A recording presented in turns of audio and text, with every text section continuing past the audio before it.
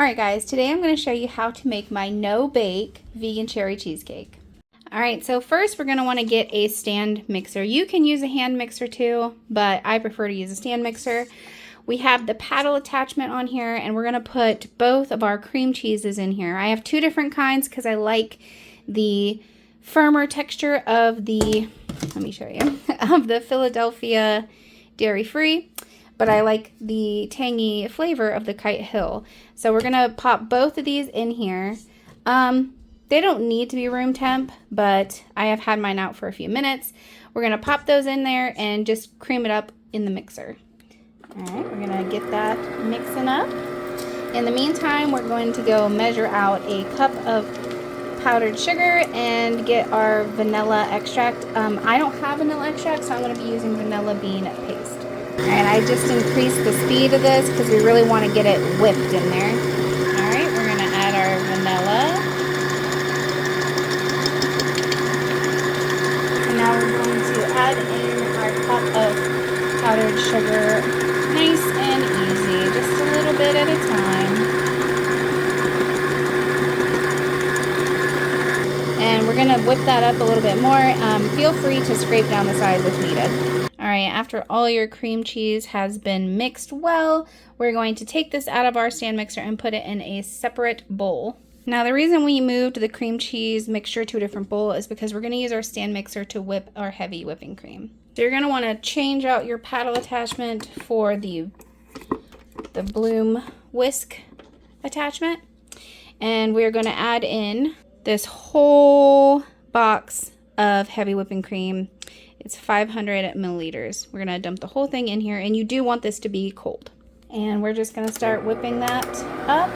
And don't worry about like the residual cream cheese and stuff in there. It is not a big deal. So you can do your own homemade vegan pie crust with just some vegan graham crackers and some vegan butter. But I like to make my life easy and get store-bought. This one is accidentally vegan. Either or, you need a 10-inch sized pie crust. Alright, and this is what we're looking for, nice and fluffy. It only took a few minutes. Just look at that. So now what we're going to do is we are going to, you can either take it from the other bowl and dump it into this one or vice versa, but we're going to fold our two different mixtures together. Alright, and now, like I said, we're just going to gently fold these two mixtures together until they're well incorporated. All right, once you have this folded together pretty well and you got your arm workout in, now we're going to dump it into our pie crust. And there she is, guys. She is massive.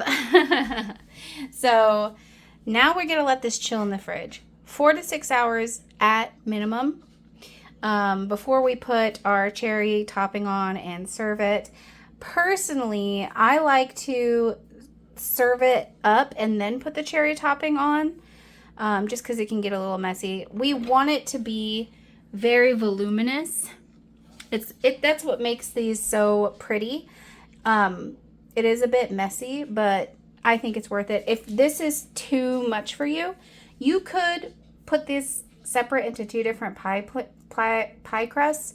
It's just not going to be as wow, you know. But yeah, so we're going to pop this in the fridge and let it chill for 6 hours. There she is, you guys. Oh my goodness. I cut a piece out and topped it with some of the cherry filling. Oh my goodness. She is light and fluffy. It's like, kind of like the boxed Jell-O cheesecakes, but vegan. And oh my gosh, it is so good. It's sweet, but not too sweet. Is light and fluffy and just I hope you guys give this a try. This is a great one for the summer when you just don't feel like turning on that oven. This really hits the spot. I hope you guys give it a try. Enjoy.